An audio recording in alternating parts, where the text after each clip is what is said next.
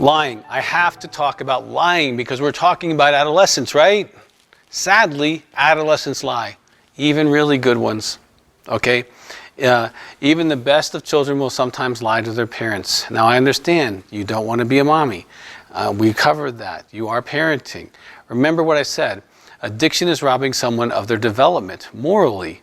So there's less conflict about lying for them in the early stages of their healing. Now, when an addict or adult male is placed in a moral dilemma, he will act and think like a 14-year-old. If I get caught, that's bad. Not, this is absolutely wrong. So you're dealing with adolescent reasoning. You're not dealing with the reasoning you have.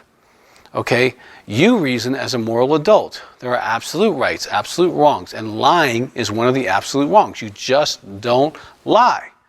Like thou shalt not lie is inside of you as a moral adult. It's not fully developed in your husband. Your husband's lying over the years has been insane. Big lies to you, small lies to you. His lies has cost you pain, hurt, humility sometimes, insanity, crazy making, sometimes weeks of pain until he admits the truth.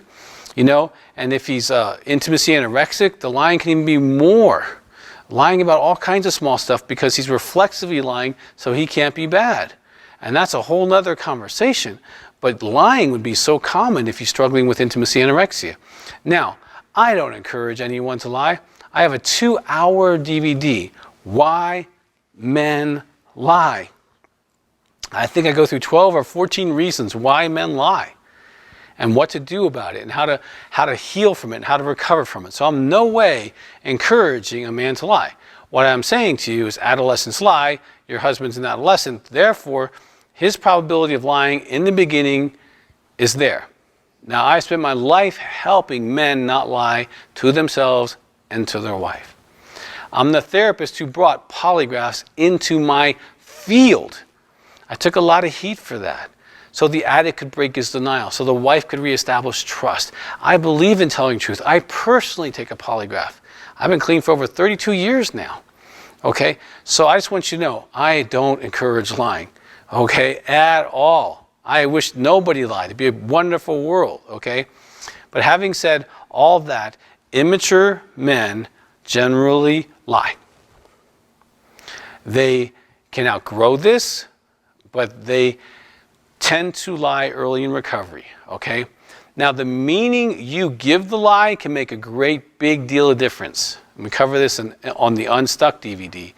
But I have women who give meaning to a lie. And when you give meaning to a lie, then you can get stuck. So here's some of the meanings women have done. If you lie, you're not in recovery. You don't love me. You don't respect me. You don't respect that I'm staying with you. I can't trust you. Okay, now, let me pause here. Because these are all meanings the wife has placed on the lie. They are not true. They are what the wife has believed to be true. She's put a meaning on a behavior, an interpretation, and saying, okay, if you lied, this is what it means. The truth is, he lied because he's immature. He's still protecting himself. He's still flawed. He's still broken. It's 100% him why he lies. Has nothing to do with his love for you, his respect for you. Like, he's not in the relational reality stuff. He's just trying to survive an incident. And so lying was his quickest way to get out of it. Now, when he lies, be careful not to take it personal. It's not about your beauty, his love for you, your marriage, your future. That's the way you feel because a lie can threaten all those things.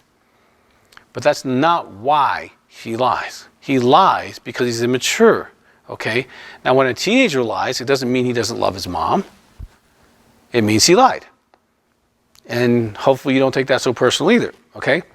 When an immature man lies, that is 100% about him, 0% about you. Please hear that. Okay? When you make it about you, it becomes worse for you. You're creating a story that's not true, and you're believing a story that's not true, but you will behave as if it is. He lies because he's immature. Now, as he gets sober, lying should be less. He can set consequences for it, that's fine. but it should move out of his life. As a safety net, I really do suggest polygraphs, especially if they're dealing with sex addiction. Quarterly for the first year, 6 months the second year, annually as far as you need them. And that clarifies the big threats to the marriage. So you know if he's lying about his recovery. So I find the men who agree to quarterly polygraphs stop lying quicker than those that don't do polygraphs. So you don't have to worry about trying to find out if he's lying. You can just do a polygraph test about that. I hate lying. It hurts everyone, especially the person who lies, because they become corrupt. They can't accept themselves. They're rejecting themselves. When this happens, please, I'm going to say it again, don't make it about you. Have support for yourself. This is where being in a support group, making phone calls will be helpful. I can't believe he did this again. Share your feelings about it with them. Get some support. If lying is a problem, the husband should have this as a boundary with a consequence. No lying, I will clean the garage. I will sleep in the garage. I will eat a raw onion. Something. He can set a consequence for himself so he can mature out of that.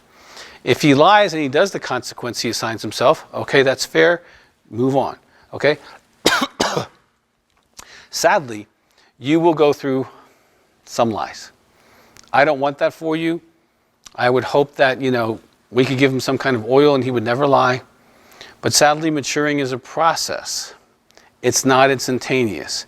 And if you can accept that lying might be part of the process and lying's not about you, you will go through the process a lot easier.